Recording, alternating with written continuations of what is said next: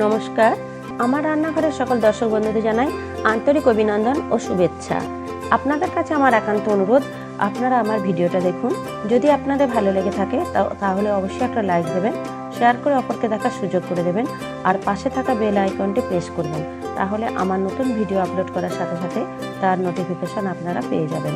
আর নিত্য নতুন রেসিপির আপডেট পাওয়ার জন্য অবশ্যই আমার চ্যানেলকে সাবস্ক্রাইব করবেন প্লিজ। চলুন তবে রান্নায় ফিরে আসি। আজ আমি আপনাদের কাছে পনিরের একটা ভীষণ সুন্দর টেস্টি রেসিপি নিয়ে এলাম, রেস্টুরেন্ট স্টাইলে পনির লাবাবদার। আর এই পনির লাবাবদার রেসিপি বানানোর জন্য আমি 500 গ্রাম পনিরকে দেখুন এইভাবে বড় বড় করে টুকরো করে কেটে নিয়েছি।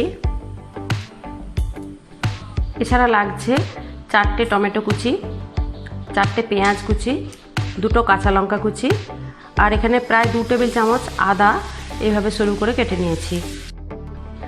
আর লাগছে প্রায় 10-12টা রসুন কোয়া, এখানে প্রায় 15টা কাজু বাদাম, এখানে 2 টেবিল চামচ চার-মগজ, এখানে 1 টেবিল চামচ কাশ্মীরি লঙ্কা গুঁড়ো, এখানে প্রায় 1 টেবিল চামচ গরম মশলা গুঁড়ো, এখানে 1 টেবিল চামচ জিরে গুঁড়ো, এখানে 1 টেবিল চামচ ধনে গুঁড়ো, আর এখানে কিছু কাসৌরি মেথি প্রায় 1 টেবিল চামচ।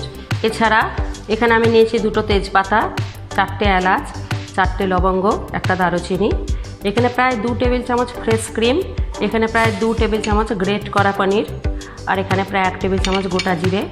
এছাড়া প্রয়োজন মতো নুন, চিনি, আর এখান থেকে বাটার আমি নেব, আর খুব সামান্য পরিমাণ রিফাইন তেল। এবার আমি একটা তাওয়ার মধ্যে একটু রিফাইন তেল দিয়ে দিলাম, প্রায় 1 টেবিল চামচ রিফাইন তেল দিয়েছি আমি। এবার এই তেলের মধ্যে গোটা জিরে, তেজপাতা আর এলাচ, লবঙ্গ, দারুচিনি ফোড়নটা দিয়ে দিলাম।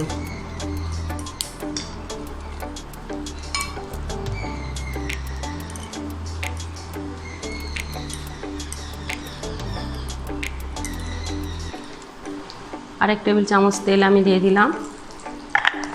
ফোড়নটা ভাজা হয়ে গেছে, খুব সুন্দর সুগন্ধ উঠেছে। এবার আমি প্রথমে পেঁয়াজ কুচিটা দিয়ে দিলাম,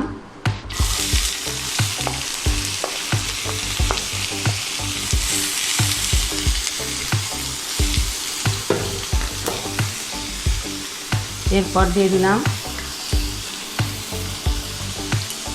টমেটো কুচি,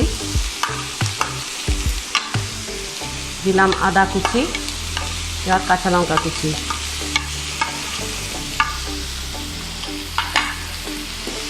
দিয়ে আমি জাস্ট 2 মিনিট নাড়াচাড়া করছি। 2 মিনিট পর আমি এলাম, এবার দিয়ে দিলাম গোটা রসুন,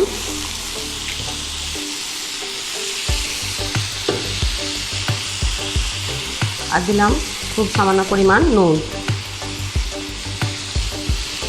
দিয়ে আমি একটু সবজিগুলো একটু ফ্রাই করে নিচ্ছি।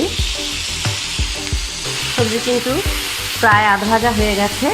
এবার আমি খুব সামান্য পরিমাণ একটু জল দিয়ে দিলাম,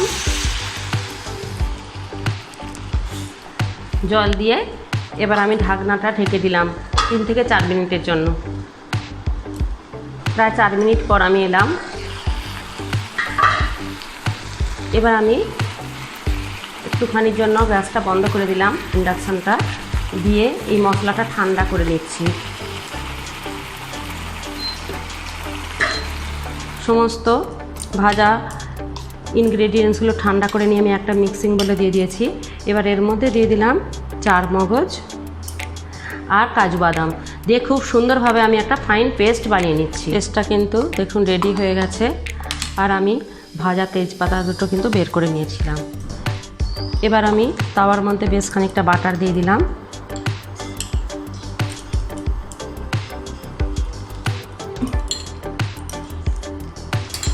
বাটারটা দেখুন গলে গেছে, গরম হয়ে গেছে। এবার আমি কাশ্মীরি লঙ্কা গুঁড়ো দিয়ে দিলাম, জিরে গুঁড়ো দিয়ে দিলাম, ধনে গুঁড়ো দিয়ে মশলাটা একটু ফ্রাই করে নিয়ে এবার আমি যে মশলাটা পেস্ট বানালাম সেটা সবটা দিয়ে দিলাম।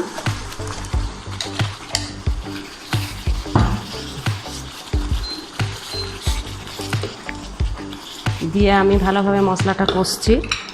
আর দিয়ে দিলাম গরম মশলা গুঁড়ো। গ্রেভি কিন্তু ফুটছে। এবার আমি আস্তে আস্তে পনিরগুলো দিয়ে দিলাম।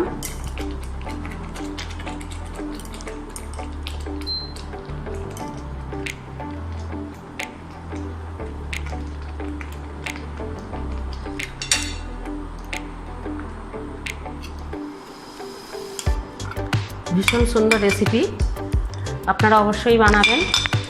আর লুচি, রুটি, পরোটা, নান, রাইস, পোলাও সব কিছুর সাথেই পরিবেশন করতে পারবেন।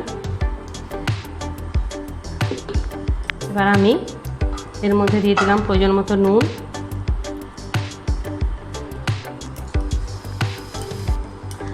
আর প্রয়োজন মতো চিনি।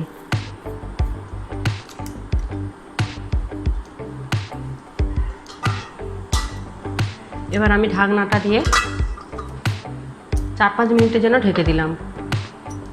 প্রায় 4-5 মিনিট পর আমি এলাম। একদম তৈরি হয়ে গেল আমার রেসিপি পনির লাবাবদার।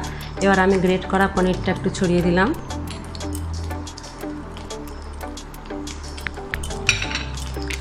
আর দিয়ে দিলাম ফ্রেশ ক্রিম।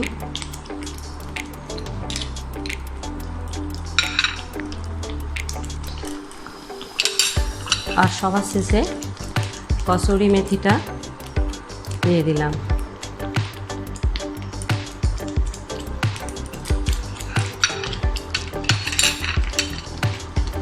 এবার আমি ইন্ডাকশান বন্ধ করে দিলাম।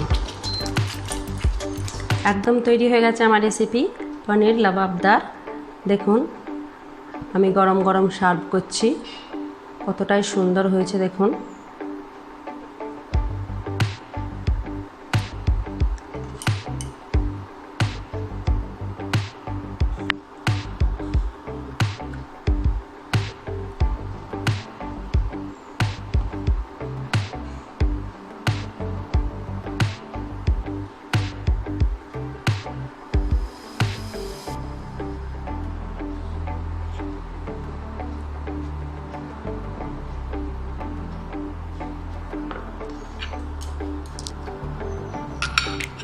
এবার আমি একটু ফ্রেশ ক্রিম দিয়ে দিলাম। আপনারা অবশ্যই বানাবেন। কেমন হলো লাইক বা কমেন্টসের মধ্যে আমাকে জানাবেন, আর শেয়ার করে অপরকে দেখার সুযোগ করে দেবেন। আর এরকমই অন্যান্য রেসিপি পাওয়ার জন্য আমার চ্যানেলকে কিন্তু অবশ্যই সাবস্ক্রাইব করবেন প্লিজ। আমি আসছি পরে আর অনেক এরকমই অন্যান্য রেসিপি নিয়ে। ধন্যবাদ, ভালো থাকুন, সুস্থ থাকুন, নমস্কার।